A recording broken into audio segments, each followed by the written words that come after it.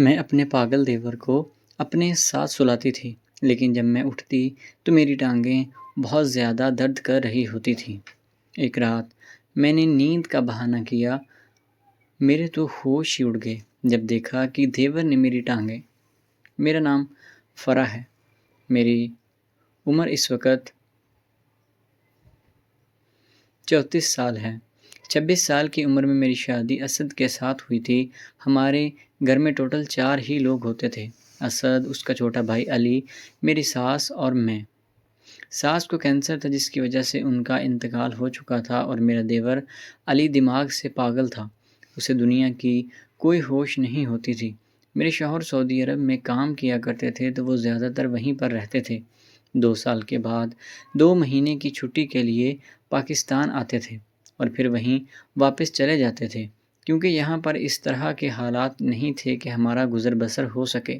اس لیے میرے ہاں اولاد بھی نہیں ہوئی تھی، تو میں نے خود کو بہت اکیلا محسوس کیا تھا۔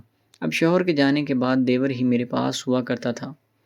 اس کو سنبھالنا، اس کے سارے کام کرنا اب میری ہی ذمہ داری تھی۔ اب میں شوہر کو کچھ کہہ بھی نہیں سکتی تھی، کیونکہ اس کا ایک لوتا بھائی تھا جس کی ساری ذمہ داری میرے اوپر ہی عائد ہوتی تھی۔ اب شوہر اگر اپنے بھائی کا خیال نہیں رکھتا تو لوگ اسے کیا کہتے؟ اس لیے شوہر کے جانے کے بعد دیور کو سنبھالنا میرے اوپر ہی آتا تھا۔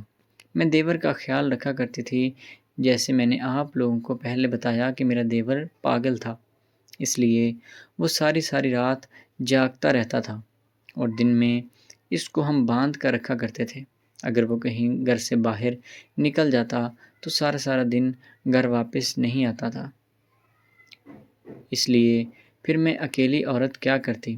شوہر کو بتائے بغیر ہی میں اس کو باندھ دیا کرتی تھی، لیکن جب شوہر کی کال آتی تو میں دیور کو کھول دیتی تھی اور پھر اس کے سامنے دکھا دیتی تھی۔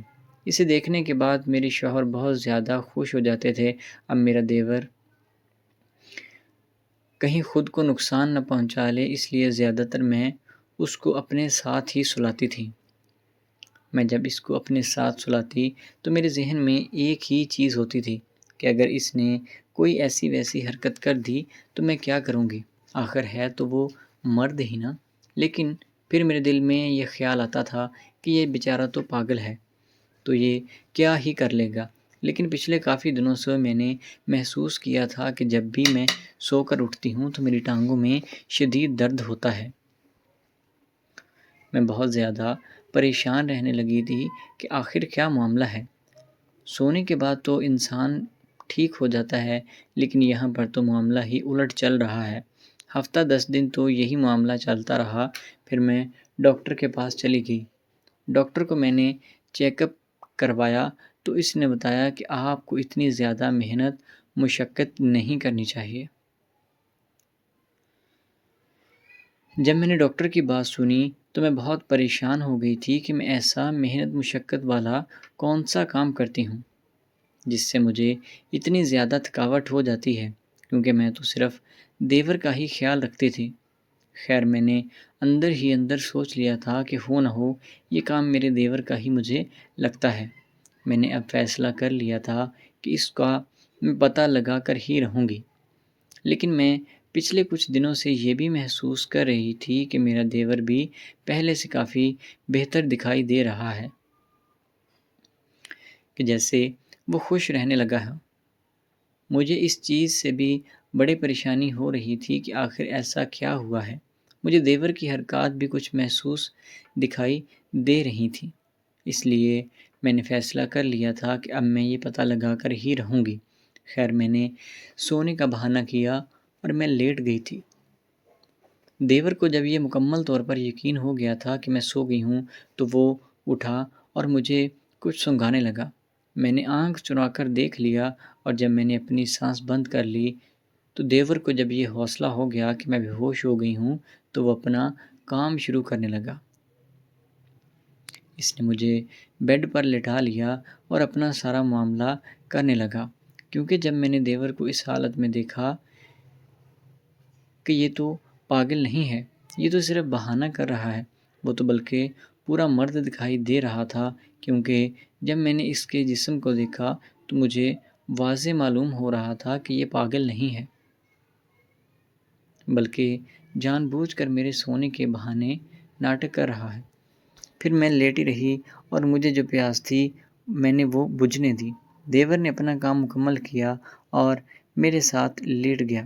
جب صبح اٹھی تو دیور میری طرف دیکھ کر مسکرانے لگا اور کہنے لگا کہ بھابھی آپ بہت اچھی ہیں۔ اب میں سمجھ گئی تھی کہ دیور مجھے کیوں اتنی اچھی کہہ رہا ہے، کیونکہ اس کا دال پانی جو چل رہا تھا۔ خیر میں نے صبح سے دیور سے پوچھ لیا کہ مجھے سچ بتاؤ کہ تم کون ہو، کیونکہ تم پاگل تو دکھائی نہیں دیتے۔ تو پھر دیور نے مجھے بتایا کہ میں آپ کو کالج سے ہی پسند کرتا ہوں۔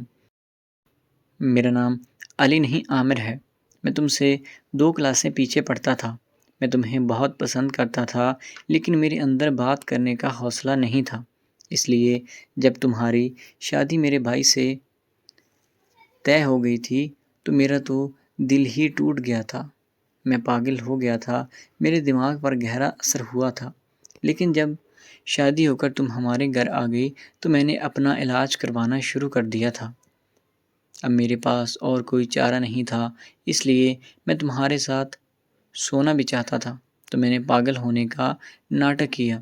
اب میں مکمل طور پر ٹھیک ہوں، لیکن میں تم سے ابھی بھی محبت کرتا ہوں۔ دیور کی بات سننے کے بعد میں نے اپنا سر پکڑ لیا اور ساری حقیقت اپنے شوہر کو بتا دی تھی۔ شوہر نے میرے دیور کو گھر سے نکال دیا تھا، نہ جانے اب وہ کہاں پر ہے۔ شوہر مجھے اپنے ساتھ سعودی عرب لے کر آ گئے ہیں۔ تو دوستو، امید ہے کہ آپ کو آج کی ویڈیو اچھی لگی ہوگی۔ اگر ویڈیو پسند آئی تو ہمارے چینل کو سبسکرائب کریں۔ ملتے ہیں اگلی ویڈیو میں، تب تک کے لیے اللہ حافظ۔